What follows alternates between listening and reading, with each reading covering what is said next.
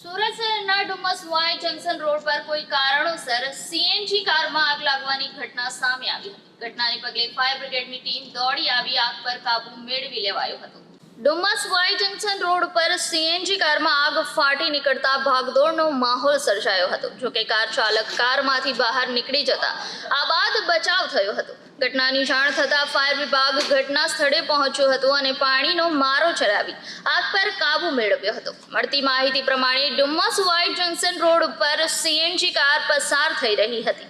દરમિયાન બોનેટમાંથી ધુમાડો નીકળવા લાગ્યો હતો, જેથી ચાલક કારમાંથી બહાર નીકળી ગયો હતો અને ગણતરીની મિનિટોમાં આગ આખી કારમાં ફેલાઈ ગઈ હતી। ઘટનાની જાણ થતાં ફાયર વિભાગ ઘટના સ્થળે દોડી આવ્યો હતો અને પાણીનો મારો ચલાવી આગ પર કાબુ મેળવી લીધો હતો। જી સાહેબ, આપણું નામ અને શું બનાવ બન્યો કઈ જગ્યા? મારું નામ PN Patel, Vesu fire station fire officer. હવે ફાયર કંટ્રોલમાંથી કોલ આવ્યો હતો કે ગાડી સળગે છે એવું, તો મગદલા ગામ હોલિક્સ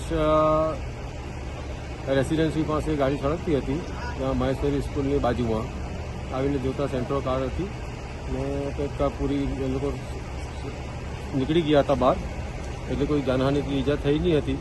સીએનજી કાર હતી એટલે થોડો સમય લાગ્યો ભલોતા। જી, કેટલા લોકો સવાર હતા આમાં? લગભગ એ લોકો 4 વ્યક્તિ હતા અંદર, કઈ સ્કૂલમાં કઈ પ્રોગ્રામ માટે આવ્યા હતા અને આ બનાવ બનતા એ લોકો સેફ નીકળી ગયા હતા।